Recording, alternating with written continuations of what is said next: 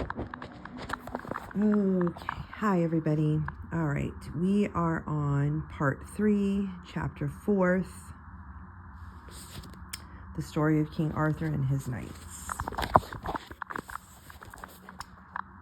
How the 4 knights served the Lady Guinevere. Now, when King Arthur returned to Camelard once more, which fell upon the afternoon of a second day, he found the gardener waiting for him, exceedingly filled with wrath.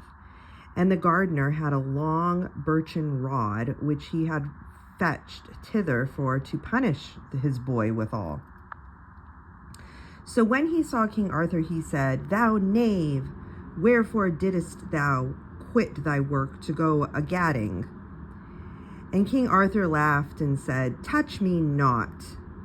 At this, the gardener waxed so exceeding wroth that he catched the king by the collar of his jerkin with intent to beat him, saying, "Dost thou laugh at me, knave, and make a mock of me?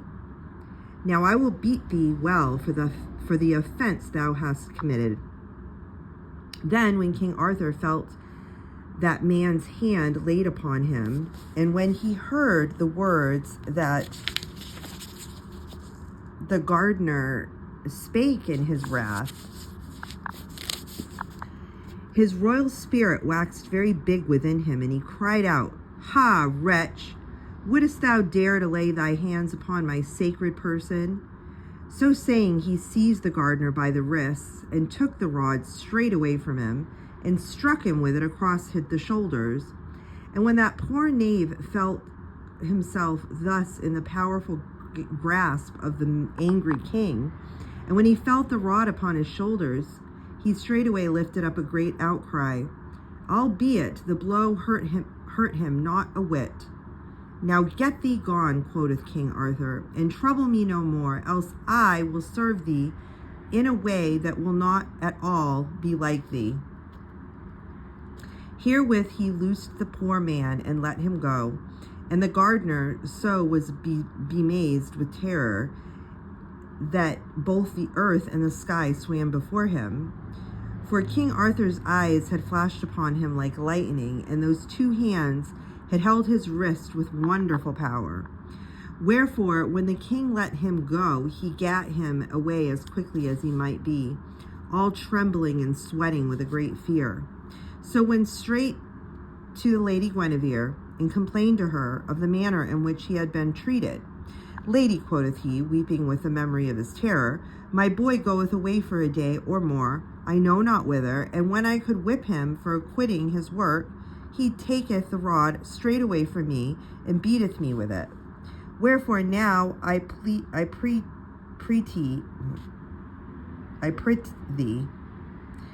deal with him as fitting, and let several strong men drive him away from this place with rods." Then the Lady Guinevere laughed. "Let be," she said, "and meddle with him no more, for indeed he appeareth to be a very saucy fellow. As for thee, take thou no heed of his coming or his going, and haply I will deal with him in such a way as shall be fitting." Whereupon the gardener went away on his way, greatly marveling that the Lady Guinevere should be so mild in dealing with that toward that knave. And the Lady Guinevere went her way very merry, for she began to bethink her that there was soothly some excellent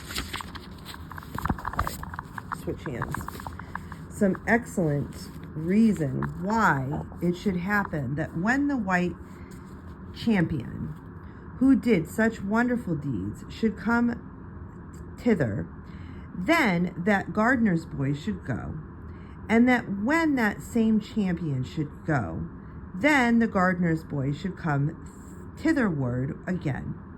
Wherefore she suspected many things, and was wonderfully merry and cheerful of spirit. Now that day in the afternoon the Lady Guinevere chanced to walk in the garden with her damsels, and with her walk those 4 noble knights who had been sent thither by her white champion, to wit, Sir Gawain, Sir Ewain, Sir Geraint and Sir Pelleas, and the gardener's lad was digging in the gardens. And as they passed by where he was, the Lady Guinevere laughed aloud and cried out, "Look, look! Messieurs and ladies, yonder is a very saucy fellow for to be a gardener's lad, for he continually weareth his cap, even when he standeth in the presence of lords and ladies." Then Sir Gawain up and spake, saying, "Is it even so? Now will I straightway go to yonder knave, and I will take his hat off for him, and that in way so greatly to his misliking, that I do not believe that he will ever offend by wearing it in our presence again." At this, hold on, I'm gonna sneeze. Sorry, excuse me, guys. At this, the Lady Guinevere laughed a very great deal. "Let it be," she said, "let it be, Sir Gawain. It would ill beseem one so gentle as thou art to have to do with yonder saucy fellow. Moreover, he doth assure us all that he hath an ugly place upon his head. Wherefore, let him wear his cap in God's mercy." Thus the Lady Guinevere, though she suspected a very great deal, was yet pleased to make a mock of him whom she suspected. Now that day Duke Mordaunt, or of North Umber, had entirely recovered from those sore hurts that he had suffered from his overthrow at the hands of the White Champion. Wherefore the next morning, having come, he appeared again before the castle as he had appeared aforetime, clad all in complete armor. So this time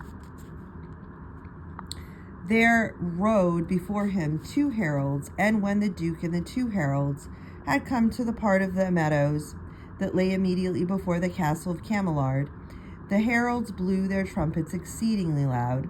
So at the sound of the trumpets many people came and gathered upon the walls, and King Leodegrance came and took a stand upon a lesser tower that looked down upon the plain where were the Duke of North Umber and 2 heralds. Then the Duke of North Umber lifted up his eyes and beheld King Leodegrance, where he stood over above him upon the top of the tower. And he cried out in a loud voice, "What ho, King Leodegrance?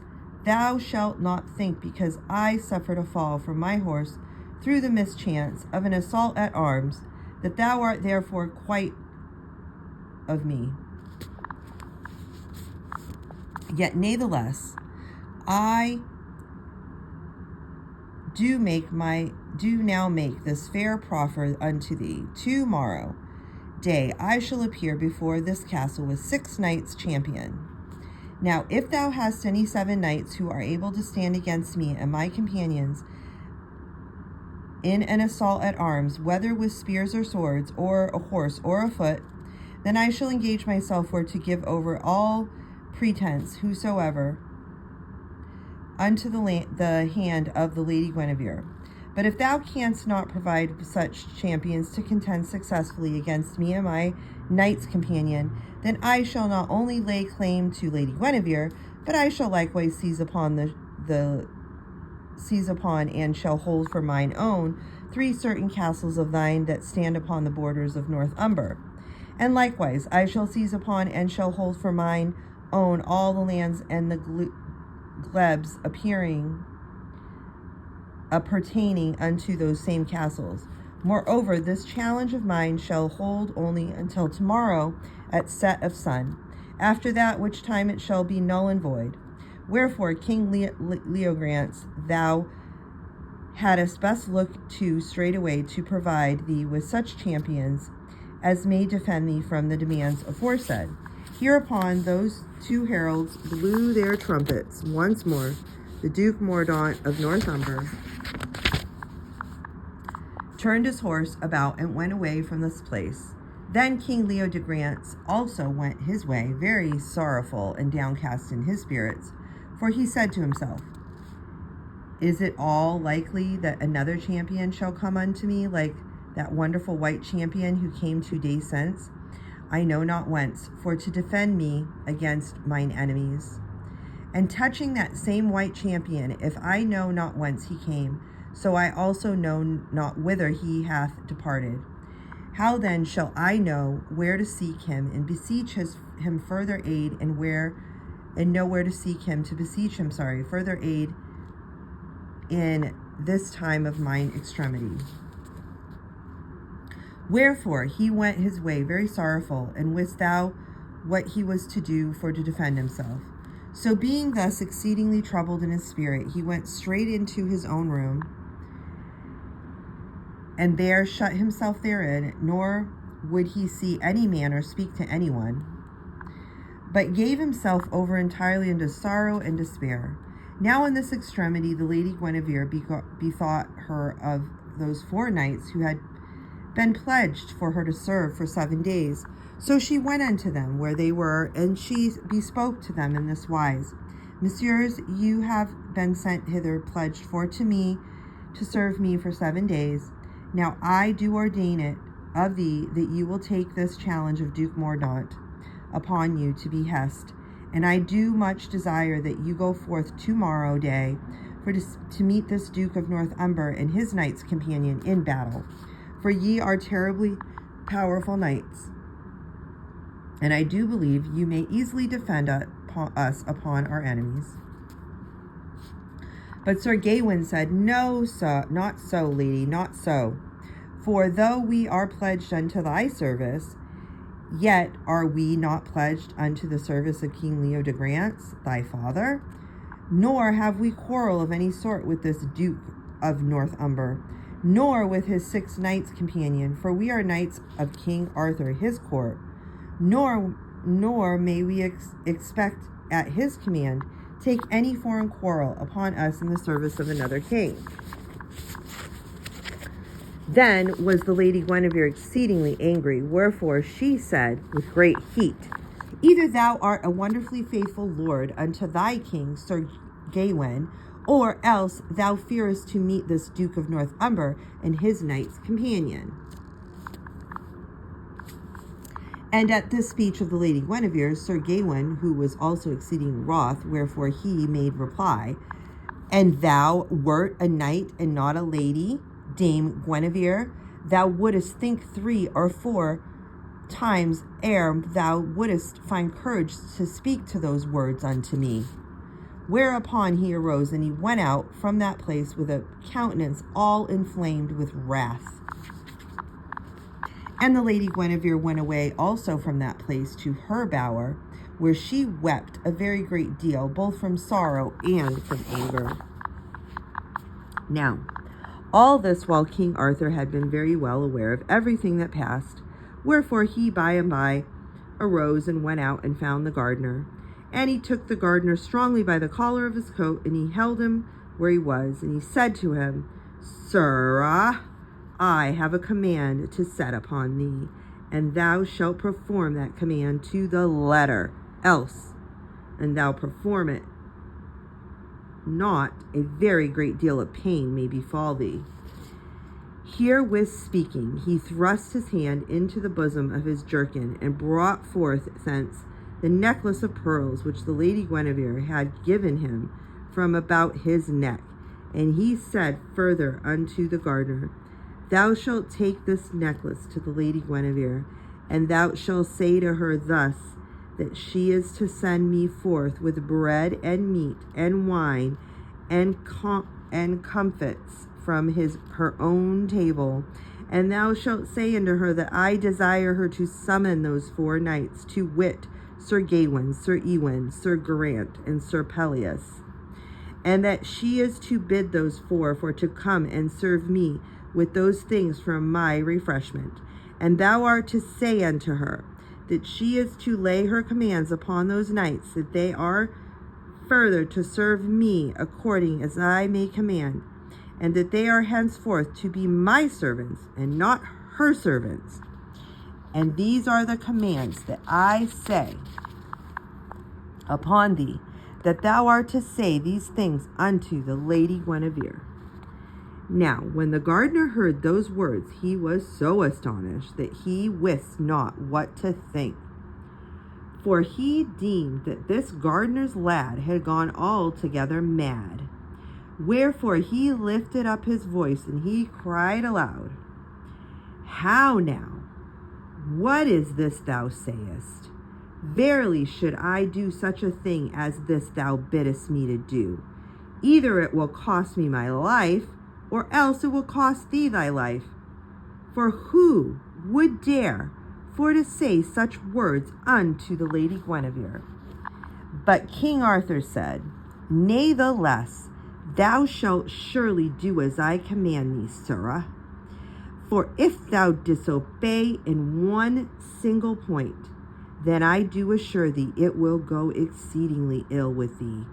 For I have it in my power for to make thee suffer as thou hast never suffered before. And upon this the gardener said, I will go. For he said it unto himself, If I do as this fellow biddeth me, then will the Lady Guinevere have him punished in great measure, and so I shall be revenged upon him for what he had do unto me yesterday. Moreover, it irks me exceedingly that I should have a lad for to work in the garden who behaves as this fellow does. Wherefore he said, I will go. So he took that necklace of pearls that King Arthur gave him, and he went forth, and for a while he found the Lady Guinevere where she was. And when he had found her, he bespoke her in this wise, Lady, my garden boy hath assuredly gone entirely mad. For, under the threat of certain great harm, he hath sent me to offer a very grievous affront unto thee. For he has sent me with this string of large beads for to give to thee. And he bids me to tell thee that thou art to send to him bread and meat and sweet meats and wine, such as thou set at thine own table. And he bids me to tell thee that these things are to be served to him by the 4 noble knights who come hither the day before yesterday. And he saith that thou art to command these knights that they are to obey him in whatsoever he command, for that they are henceforth to be his servants and not thine. And indeed, lady, he would listen to naught that I might say to him counterwise. But he hath threatened me with dire injury if I came not hither and delivered this message unto thee. And now, when the Lady Guinevere heard what the gardener said, and when she beheld the necklace which he had given unto the White Champion, and when she wist that the White Champion and the gardener's boy were indeed one, she was uplifted with an exceeding joy, wherefore she knew now not whether to laugh or whether to weep for that pure joy. So she arose and took the necklace of pearls, and she bade the gardener for to come with her. Then she went forth until she found the 4 knights, and when she had found them, she spake unto them like thus.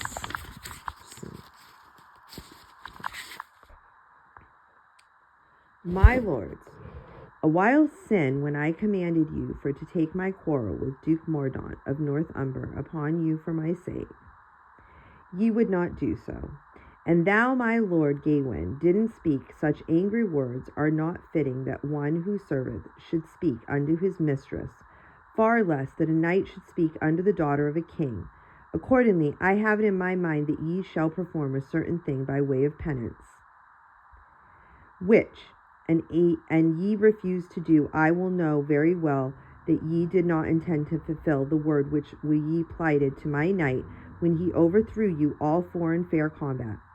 Now my command is this, that ye take certain food prepared for my table, meats and white bread and sweet meats and wine, and that ye take that food unto my gardener's boy, whose cap, Sir Gawain, thou didst threaten to valorously for to take away from him this very morning. And ye for to serve the food unto him as though he were a royal knight. And when ye have served him, ye are to obey him in whatsoever he may ordain. And this I upon you as a penance. I put upon you as a penalty, because ye took my quarrel upon ye as a true knight should.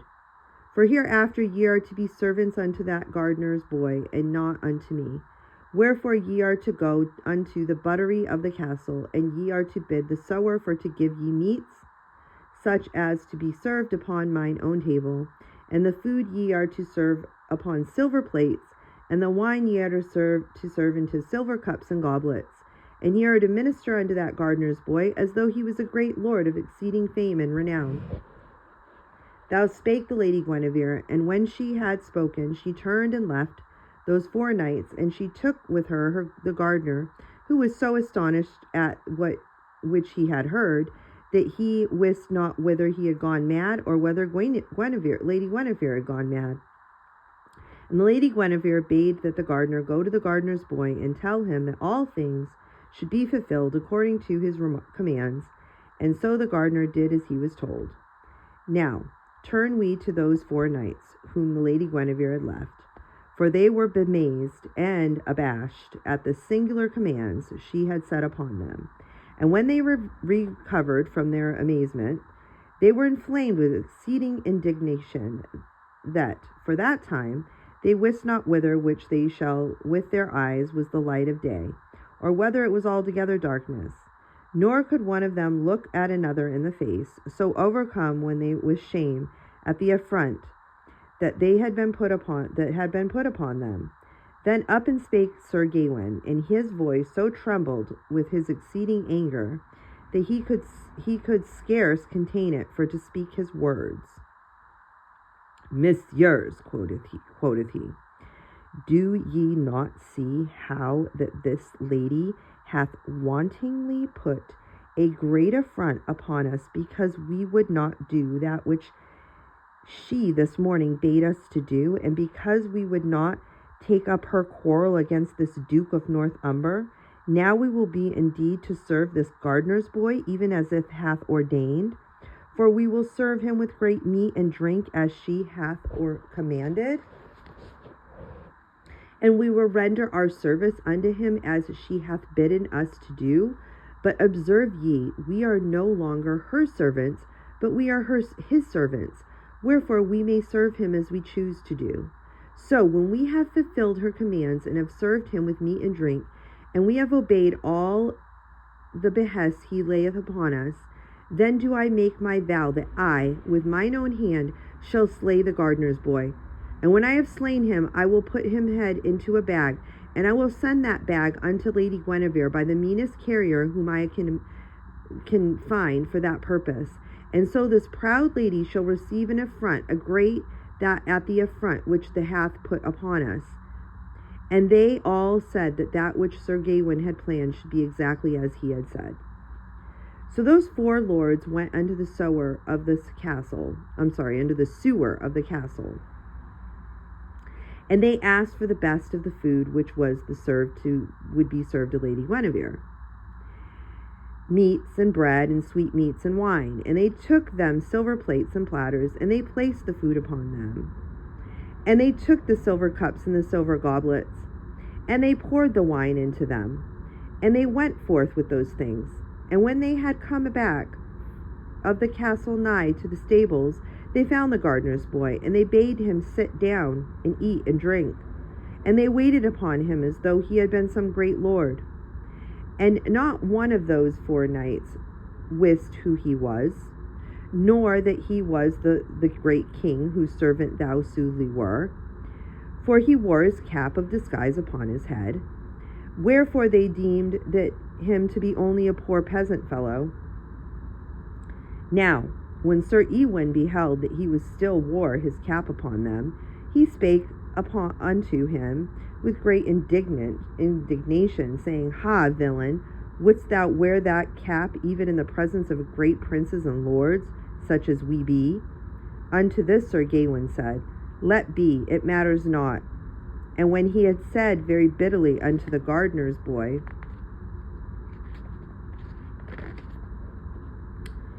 Eat thou well, sir, for thou shalt hardly eat another meal of food upon this earth. To this the gardener's boy made a reply, Sir knight, that haply shall lie unto another, will then thine for determine. For maybe I shall eat many other meals than this, and maybe ye shall serve at them as ye are serving me now.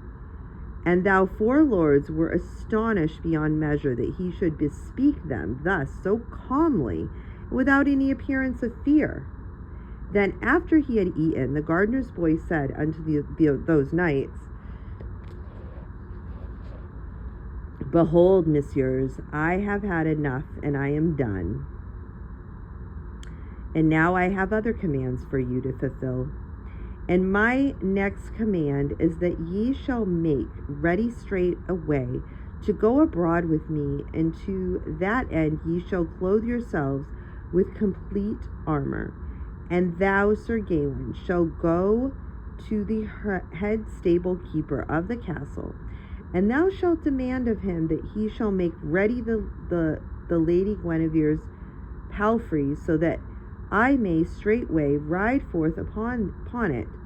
And when ye all encased in your armor, and when everything is duly appointed according to my command, ye shall bring that palfrey unto the pattern gate of the castle, and there I shall meet ye for the ride forth with you.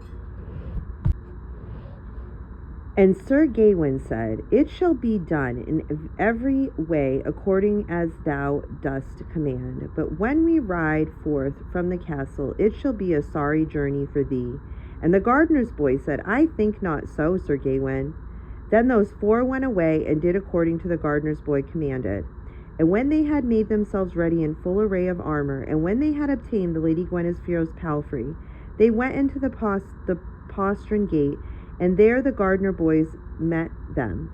And when he saw that they sat their horses, and they moved not at his coming, he said, Ha, messieurs, would ye so entreat him whom ye have ordained to serve? Now I do bid ye, Sir Gawain and Sir Ewain, for to come down to hold my stirrup for me. And I bid ye, Sir Geraint and Sir Pelleas, for to come down and to hold my palfrey for me whiles I mount. Then those four noble knights did as they were commanded, and Sir Gawain said, Thou mayest command as thou doest list, and I do bid thee to make the most of its whiles thou mayest do so.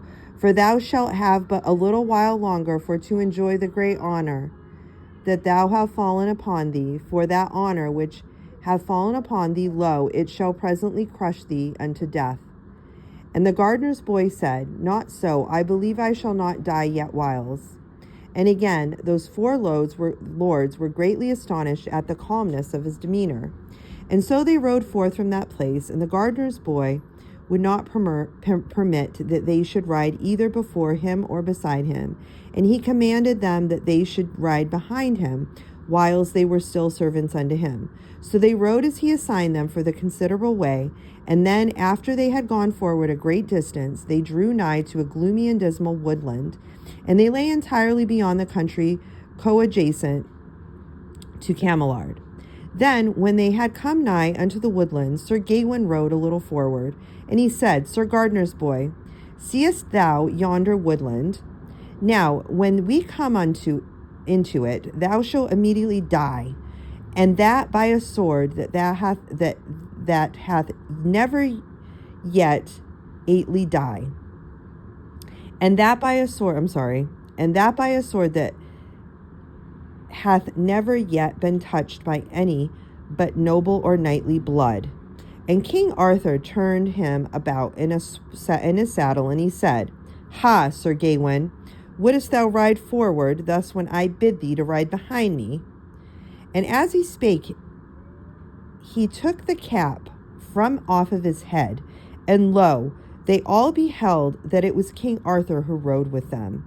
Then a great silence of pure astonishment fell upon them all, and each man sat as though he were turned into an image of stone. And it was King Arthur who first spake, and he said, Ha! How now, sir knights? Have ye no words of greeting for to pay to me? Certes, you've served me with a very ill grace this day. Moreover, ye have threatened to slay me, and now when I speak to you, you say naught in reply. Then those 4 knights immediately cried out aloud, and they leaped down from off of their horses, and they kneeled down in the dust of the road. And when King Arthur beheld them kneeling there, he laughed with great joyfulness of spirit, and he bade them for to mount their horses again, for the time was passing by when there was much to do. So they mounted their horses, and they rode away, and as they journeyed forward, the king told them all what had befallen him.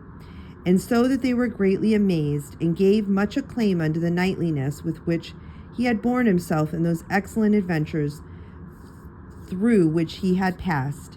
And they rejoiced greatly that they had a king for to rule over them, that was so possessed of such high and a knightly spirit. So they rode to that arm of the forest where King Arthur had left his horse and his armor. Okay, guys, so that was the chapter 4th. Okay, so go ahead and write your narrations in your notebooks, and hopefully everybody will be in class on this coming Tuesday. We missed you, Aiden and Haley, so we hope to see you both. I hope you guys are both doing well, and I know Aiden was sick. I hope you're feeling better, buddy. And Haley, we missed you on class on Tuesday. We hope to see you both there Tuesday. All right? Blessings, guys. Bye.